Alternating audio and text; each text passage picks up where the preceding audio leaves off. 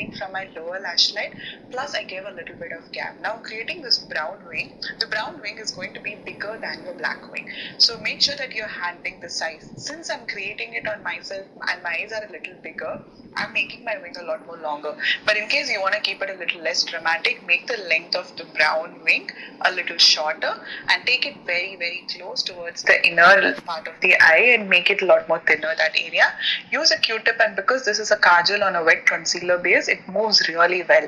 So I'm just using a Q-tip and slightly blurring out the edges. I wanted to keep it extremely simple. That's the reason why I'm not using any brushes. If you have a smudging brush, you can always go ahead and use it.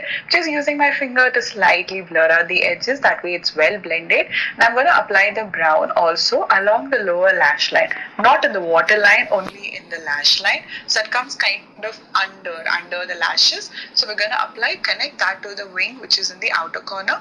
Go ahead and smudge that out slightly with your Q-tip. So next up, we're going to kind of work on the dimension. So I'm going to move ahead to black, which is going to be a lot more intense. Keep the black super less and very, very, very tight to your lash line. So as you can see, I'm lifting my eyebrows and I'm just kind of going back and front. I'm just kind of like scribbling between my lashes. That way it gives me that definition only along the lash band and not on the brown area. We're keeping it a little more kind of subtle compared to a full-fledged black wing liner.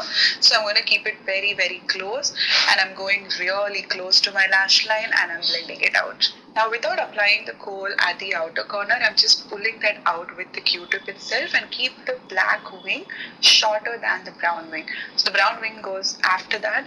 Go ahead, smudge it out, blend it out really well. Use your Q-tip, use a couple more Q-tips if you want.